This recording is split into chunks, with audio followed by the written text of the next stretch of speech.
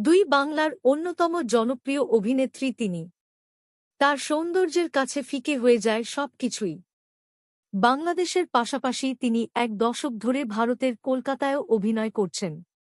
বলিউডের ছবিতেও অভিনয় করেছেন। তিনি জয়া আহসান। আজ ১ জুলাই তার জন্মদিন। নিজের জন্মদিনে ভক্তদের বিশেষ উপহার দিলেন অভিনেত্রী।